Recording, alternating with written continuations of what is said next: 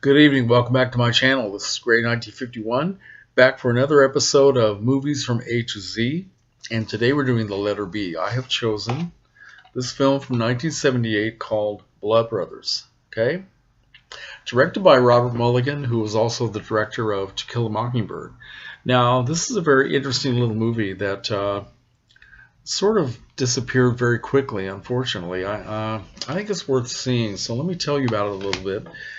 The film stars Paul Sorvino, Tony LoBianco, Richard Gere, Lelio Goldoni, Marilu Henner, and it also features, way down on the cast list, Robert Englund from the Nightmare on Elm Street films, and also even farther down on the cast list, a guy named Danny Aiello in a very small part.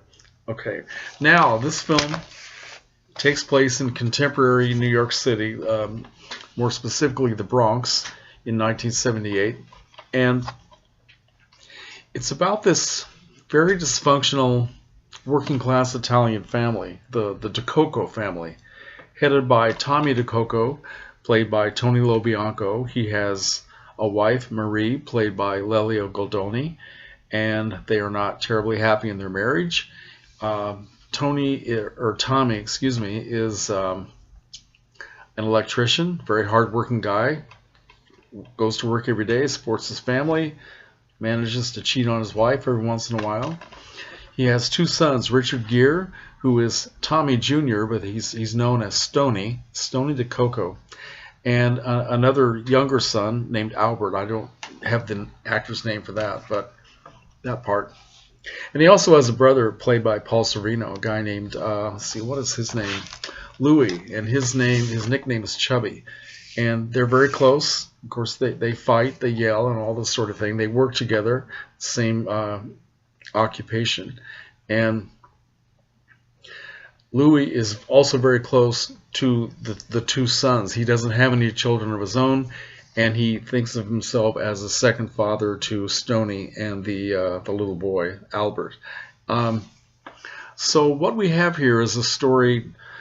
The main plot line is that Tommy wants his son, Stoney, who is about, I guess, 19, 20 years old in this film, to follow in his footsteps and get a union card and become an electrician. And he's fighting to get this kid a start in the business. I guess there's all kinds of political nonsense and personal favors you have to do to get somebody a union card. So he's doing that, and he's hoping that Stoney will appreciate that and want to follow in his footsteps. Unfortunately, what he doesn't realize at the time is that Stoney is not interested in becoming an electrician. He doesn't really know what he wants to do, but he does know that he wants to work with kids. He spent a previous summer working as a camp counselor with a bunch of 7-year-olds, and he just loved it. And he was good at it, and he felt that it's something that he can do from his heart. And he finds it very difficult to tell this to his father because he knows that he's not going to understand. So anyway, as the story progresses on, Tommy does manage to get the union card for his son, and when he presents it to him, Stoney has to tell him that this is not what I want to do. Well, of course, big shouting match, big drama, and so finally they make a deal where Stoney will go to work for, I think, a week or a couple of weeks at the electrician site and give that a chance, and then he can also go to this other job working as a counselor in a hospital for a lot less pay, but get a chance to work with children. So that's the drama of the story. Don't want to give away too much because I don't want to spoil any of the grand drama that comes up and the surprises. As a subplot, we have not just the conflict. Well, there isn't so much visible conflict between the husband and the wife, but you can tell that it's a strained marriage. The husband talks about it a little bit with his brother, so we get some details. But the wife is very unhappy, extremely unhappy, and does a lot of crying and a lot of shouting. And the subplot is that her youngest son, who's maybe 9 or 10, is anorexic. He doesn't want to eat. For some reason, he just won't eat. And the mother is frantic it's driving her crazy trying to get this kid to eat, and it causes some major reactions. One of the confrontations she has with her little boy is so bad that he actually has to be taken to the hospital. He passes out from the anxiety that is there in the house, and it's very sad, really. I like this film very much. I did not see it when it first came out, but I saw it on cable a couple of years down the road, maybe sometime in the early 1980s, and I've always liked it. But when I watched it again just a few days ago to get ready for this video, after having not seen it for quite a number of years, I still liked it, but I found it very hard to watch. It's filled with so much tension and so much anger and so much unhappiness that it's, wow, it almost reminded me of a John Cassavetes film. Ironic that I'm mentioning John Cassavetes because I just watched DVD Collector 1974's video, and he mentioned John Cassavetes in that video in a quote that he made about a John Martin Scorsese film. Anyway, also interesting that I'm talking about a film that has to do with blood, because in Ian's video he's talking about an extremely bloody film called what is it called? I've already forgotten. Something Royale.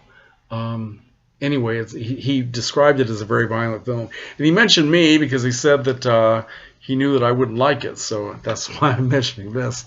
But it's just kind of funny. He mentioned something called Tarantino Blood. And I thought that was an interesting concept. But back to my movie. Bloodbrothers is very good. It didn't cost a lot of money to make, about $4 million. I have no idea if it was financially successful, but it did receive one Academy Award nomination for that year for Best Adapted Screenplay. So, I don't know. And I guess what I like about it is that I like the characters. Even though they're miserable and unhappy, I really like them. I find myself just getting personally involved in their problems and in their unhappiness. I don't know.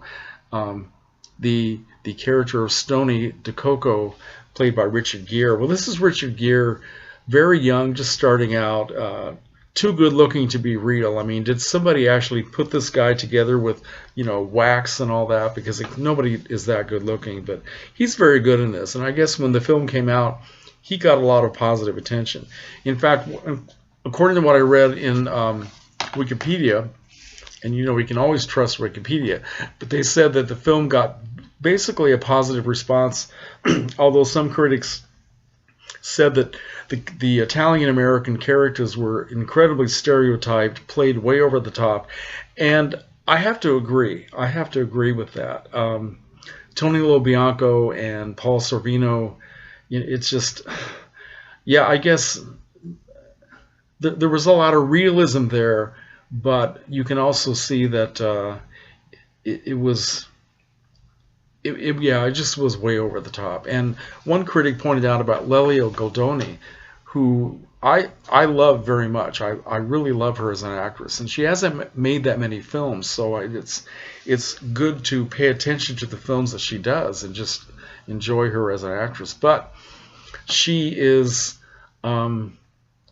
probably overacting a lot in her scenes, and again, it's hard to believe that she could actually do some of the stuff that she does and not just collapse out of exhaustion with all the shouting and the crying. And there's a lot of physical stuff, a certain amount of violence in the film. It gets very violent toward the end in some respects. And of course now, what else did I want to say? Marilu Henner was introduced in this film. She's really beautiful. She's very, very good. And she plays a bartender in a local hangout that Richard Gere goes to, and she's very attracted to him. She makes it very known, but apparently she's playing a character who is known for being a little bit promiscuous, and she has a reputation, even though she's a woman that a lot of guys would like to spend some time with.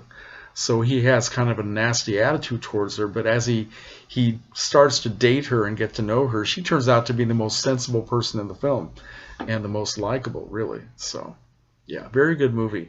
I would recommend it if you want something that's well, very 70s for one thing. The clothes they're wearing, the flowery shirts, the decorations in the apartments, the discos they hang out in, and disco music and all that stuff. It's kind of cool for somebody who remembers that. So anyway, Blood Brothers, 1978. Give it a chance. Let me know what you think. Take care.